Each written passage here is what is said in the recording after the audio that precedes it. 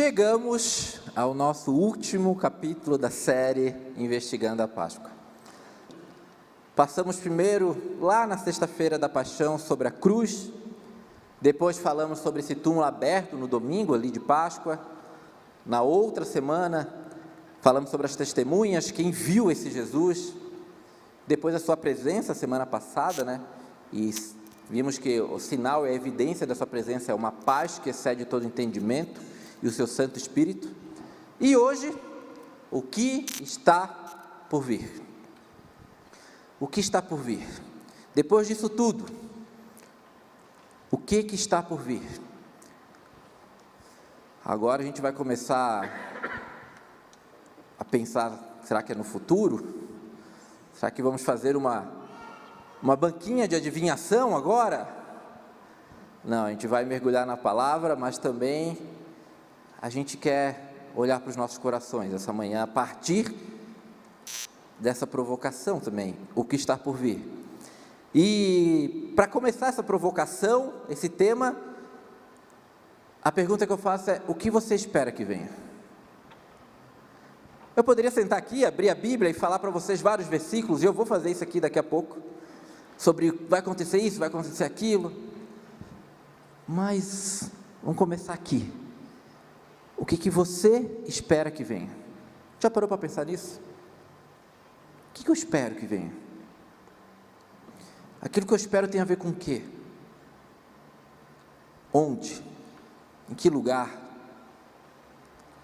A verdade é que existe um anseio em todos nós. Todo mundo aqui tem um anseio.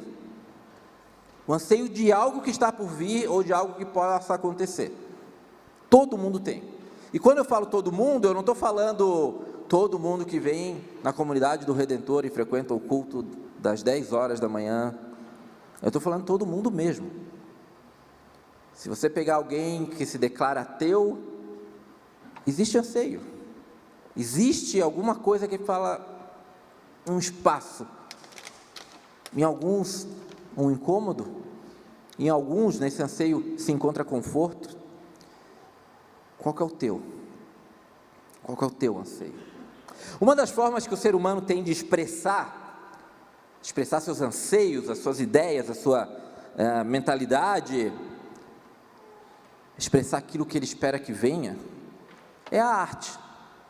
A arte é uma das formas mais maravilhosas e criativas que o Senhor nos deu para a gente conseguir expressar nossos sentimentos, expressar aquilo que a gente chama de cosmovisão, ou seja, a forma em que eu vejo o mundo. A arte tem esse poder. A gente faz de diversas formas isso. E eu quero passar por vocês agora por algumas artes que vão mostrar para a gente que existe um anseio. Não sei se você conhece essa obra de arte aqui. Essa obra de arte é de Cândido Portinari, chamado Guerra e Paz. Ela foi pintada a óleo ali por volta dos anos 50. Eu já tive o privilégio de visitar a casa de Cândido Portinari, que é um museu, obviamente, né? Não foi a convite dele, ele não era nem vivo quando eu fui. O cara fala assim, fala, nossa, que íntimo que ele é do Portinari, não. Mas pude ir na casa dele, uma vez que a gente estava voltando de São Paulo, a gente passou lá. E é um artista incrível. E ali pela década de 50, a ONU chamou então alguns países, alguns representantes e falou: a gente quer presentear os países com arte, com obra, que expressam aquilo que vocês anseiam, expressam aquilo que vocês buscam. E aí chamaram o Cândido Portinari para fazer isso, para ser a obra a ser dada para o Brasil, um artista brasileiro. E ele cria então esse quadro chamado Guerra e Paz. Vocês perceberam, as pessoas estão bem pequenininhas aqui embaixo, né? Isso aqui foi quando ele foi exposto no Teatro Municipal do Rio de Janeiro. Essas telas, elas têm aqui pelo menos 5 a 6 metros de altura. Do lado esquerdo, em cores mais frias, ele expressa o que ele chama de guerra. Então, se tu for olhar a obra de perto, tu vai ver pessoas lamentando, pessoas apanhando, pessoas caídas pelo chão. E no lado direito, que são cores mais quentes, é o que ele expressa ser paz. Pessoas juntas, unidas. Em relatos vai falar que ele buscou mostrar que, apesar das diferenças, as pessoas podem andar juntas. Percebam que existe um anseio aqui. Percebam que existe uma forma de expressar esse anseio, aquilo que se espera que venha. Portinari expressou dessa forma. Eu enxergo um mundo de guerra, mas eu enxergo um mundo de paz, e para mim essa paz é assim. Mais contemporâneo, aí sim vivo, existe um artista chamado Eduardo Cobra. Alguém já ouviu falar nesse homem, não? Ele é um grafiteiro. Não confunda isso com pichação ou com qualquer coisa do tipo. Ele faz arte, e o lugar de fazer arte é a cidade. E o Cobra é esse cara que, se tu for olhar os grafites que ele faz, sempre expressa e aponta para alguma esperança de paz. Se a gente pegar esses dois quadros, que vocês percebessem, são laterais de prédios, são enormes. O da esquerda aqui é uma criança, uma coisa bem inocente, singela, segurando um urso, e ela, como se ela estivesse grafitando as nuvens, e o símbolo é um símbolo ali da paz, conhecido na década de 60, 70, ali quando ele foi criado, que era contra o desarmamento nuclear. À direita, ele coloca duas mãos, uma puxando a outra debaixo da água, e ele tem outras obras que vão expressar isso, a paz, um anseio por um lugar onde não vai ter mais desigualdade. A nível de curiosidade, há anos atrás, o Cobra veio em entrevista e falar: eu me converti a Jesus Cristo. E ele passou a expressar isso também em suas obras. Não, ele tem essa obra aqui, por exemplo, ali na frente a ele. Esse aqui é um painel enorme, que ele pintou essa parte do olho, como se fosse o olho de Cristo, e ali refletindo o Gólgota. Cobra, antes de essa obra que ele fala que é uma confissão de fé, mas antes de ele confessar a Cristo, ele já tinha esses anseios, ele pintava esses anseios para um lugar de paz. Como eu falei, é um anseio que todo mundo tem. Agora, um parênteses, a nível daí agora cultural, Dudu também é cultura, momento cultural. As obras do Cobra são gigantescas. Sabe onde é que fica a segunda maior obra que ele já pintou? Quem adivinhar vai ganhar a bênção do Leonir no final. Brincadeira, ele não faz isso. Vai que o pessoal acredita, né? Nem ele sabe, falou. Alguém sabe, não? Em Curitiba. Se você passar ali na frente da indústria da Anaconda, ali, da farinha, aqueles silos que são pintados, grafitados ali, essa é a segunda maior obra que o Cobra já fez. Isso é só a nível cultural. Então, se você gosta de arte, você tem uma expressão dessa arte, desse artista que estou falando aqui na nossa cidade. E ele tem obras pelo mundo inteiro. Essa obra só perde para uma obra que ele fez, que, se eu não me engano, é a fachada da Cacau Show, da fábrica, que aí sim é o maior grafite do mundo, inclusive está no livro dos recordes, daí ficou difícil a gente, né, disputar, mas está aqui a segunda maior obra. Voltando, o que você espera que venha? Percebam quanto existem anseios, o que você espera? E às vezes esses anseios que a gente espera, a gente nem sabe dar nome, a gente nem sabe o que é. Por vezes eles nos causam conforto. Eu espero isso, isso me dá esperança. Para alguns eu não sei. Vamos falar de arte, vamos continuar falando de arte. Carlos Drummond de Andrade tem um poema famosíssimo, chamado José. E ele fala o seguinte: e agora, José? Essa expressão provavelmente você já usou algumas vezes, né? Quando não via uma saída, tu botava a mão na testa e falava: e agora, José? E agora? A festa acabou, a luz se apagou, o povo sumiu, a noite esfriou. E agora, José? E agora você que é sem nome, que zomba dos outros, você que faz versos, que ama, protesta. E agora, José? E agora, José, e se você gritasse? E se você gemesse? E se você tocasse a valsa vienense? E se você dormisse?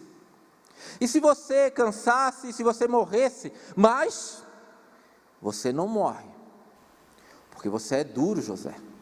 Sozinho no escuro, qual bicho no mato, sem teogonia, sem parede nua para se encostar, sem cavalo preto que fuja a galope, você marcha, José.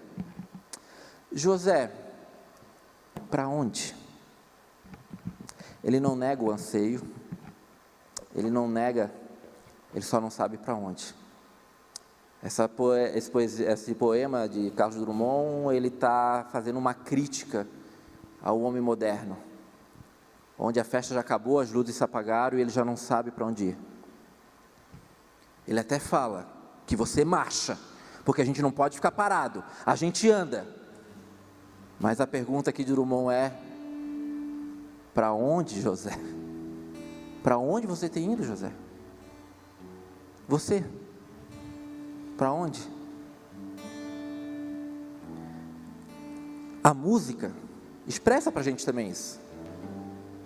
Quando a gente canta, e eu não estou falando só músicas que a gente canta aqui na frente, a nossa música pop, a cultura, canta anseios. Tem uma banda chamada Jota Quest, e uma das suas músicas canta isso. Convidei o Alex aqui para nos ajudar nessa. Olha o anseio nessa letra.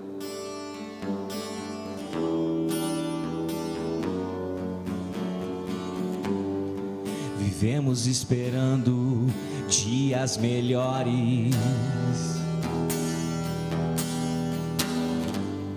dias de paz, dias a mais, dias que não deixaremos para trás. Oh, oh, oh. Vivemos esperando o dia em que seremos melhores,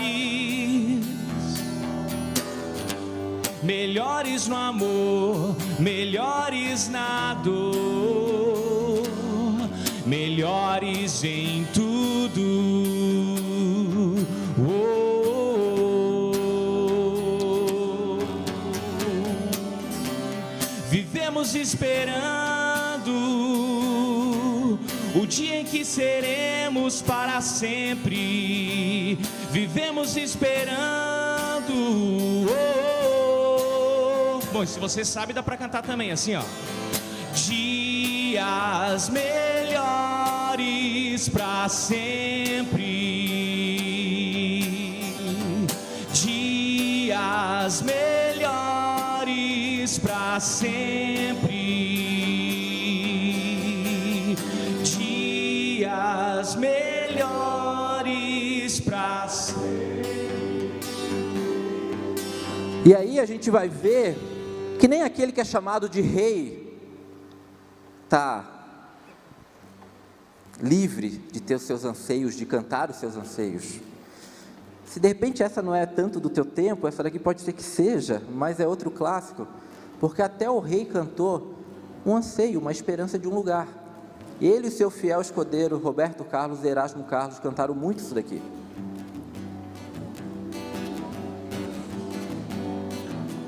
Além do horizonte deve ter algum lugar bonito pra viver em paz, onde eu possa encontrar a natureza, alegria e felicidade com certeza. Lá nesse lugar o amanhecer é lindo, com flores festejando mais um dia que vem vindo, onde a gente pode se deitar no campo, se amar na relva escutando o canto dos pássaros, aproveitar a tarde sem pensar na vida, andar despreocupado sem saber a hora de voltar, bronzear o corpo todo sem censura, gozar a liberdade de uma vida sem frescura. Se você não vem comigo, nada disso tem valor. De que vale o paraíso sem amor? Se você não vem comigo, tudo isso vai ficar no horizonte esperando por nós dois. Além do horizonte existe um lugar bonito e tranquilo pra gente se amar. Que lugar é esse? O que Roberto Carlos e Erasmo Carlos estão tentando decifrar aqui? Eu já vi coisas parecidas na Bíblia. O que tu espera? Mas teve um tal de João, que ele nem fala em português direito, eu acho que ele nem fala, que ele também expressou alguma coisa, algum anseio. E nem sempre esse anseio vai apontar exatamente para aquilo que a Bíblia falou. Eu só estou falando para vocês que existem anseios. Esse tal de João cantava mais ou menos assim, ó.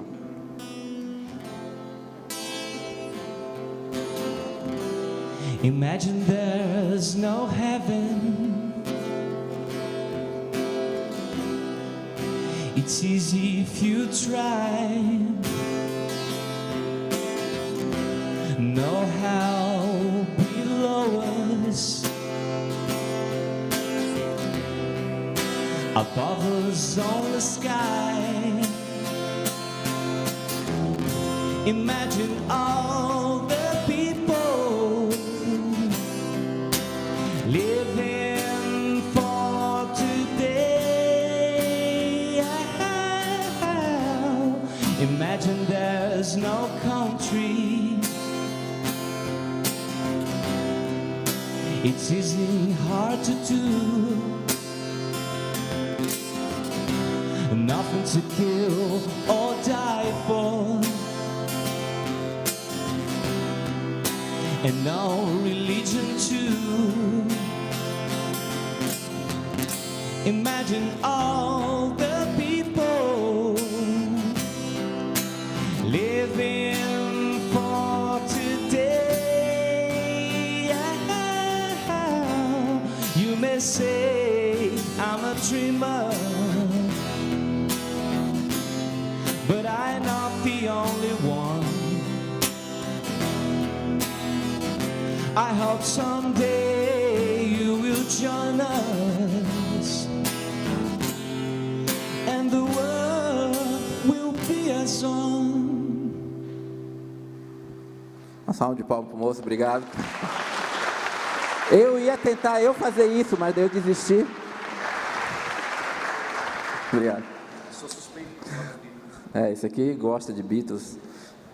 Eu ia fazer isso, mas de repente essa pregação ia ter que sair em 2028 com muito treino.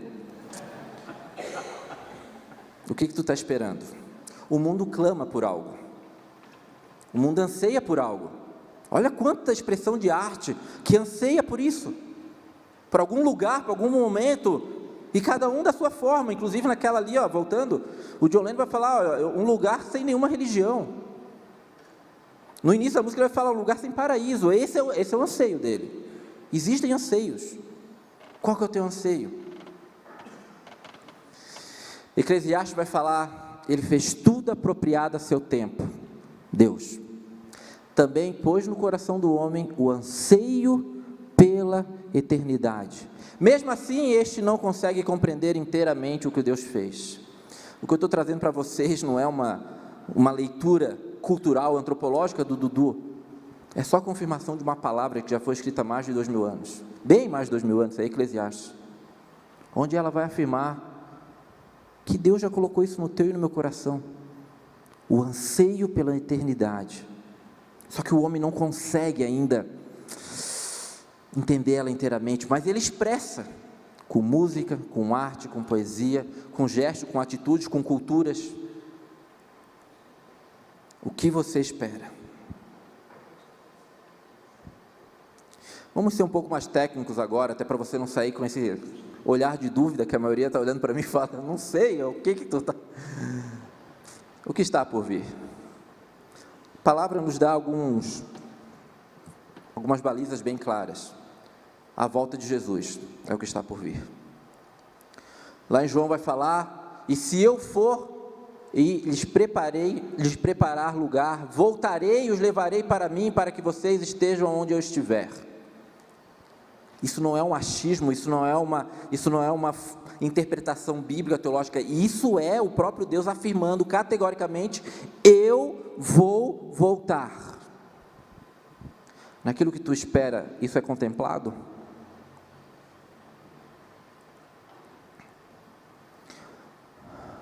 A palavra também nos fala que vai existir um novo céu e uma nova terra, um novo lugar.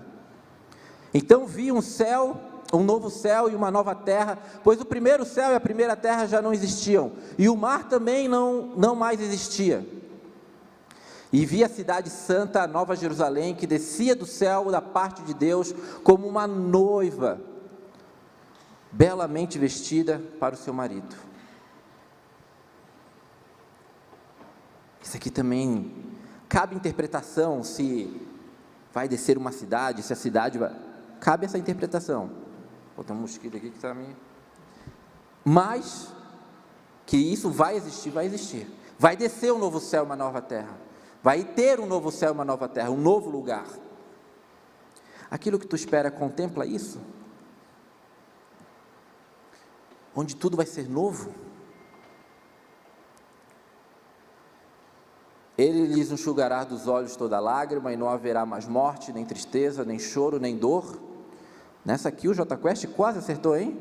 Dias melhores, né? Ele fala de não ter um lugar com dor, com medo.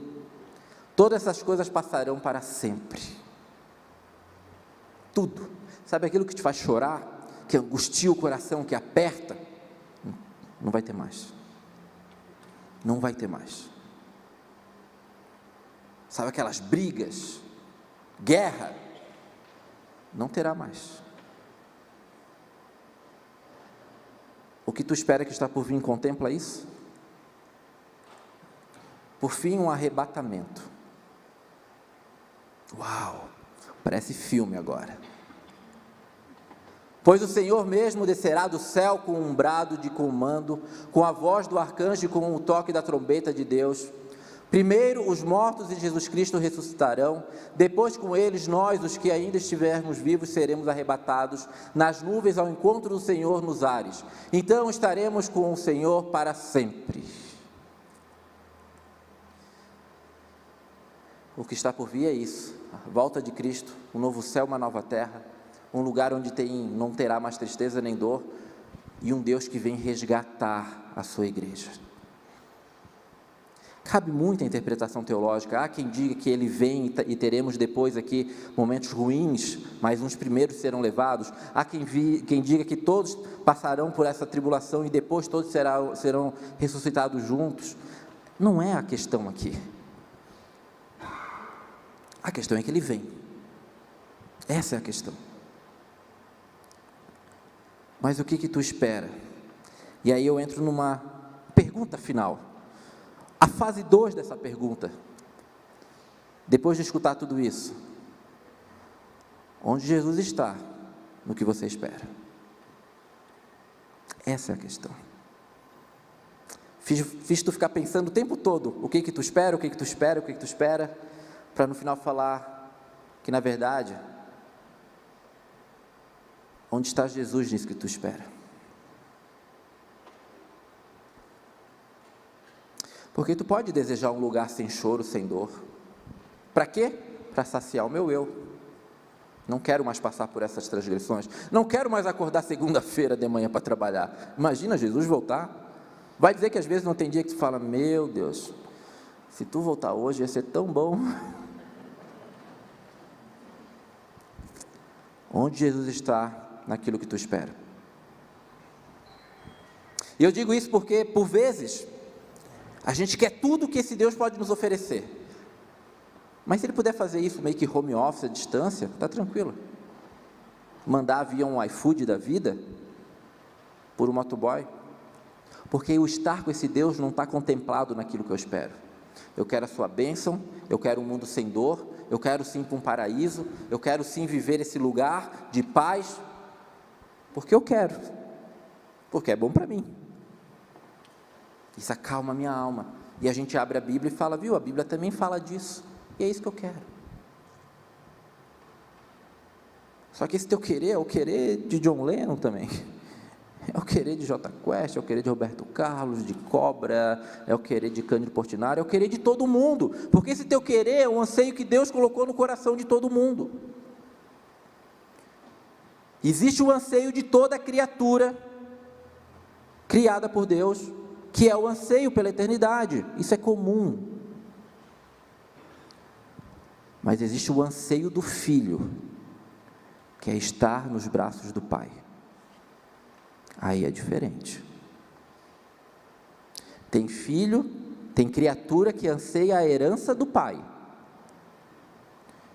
O filho de verdade anseia estar com o Pai. Tudo que vai vir, tudo que é herança, é consequência. É consequência. Onde está Jesus naquilo que você tem esperado? Porque esse lugar que Jesus ocupa não é para ele ocupar amanhã quando ele voltar. Ele ocupa desde hoje. Esse lugar ele começa a ocupar agora.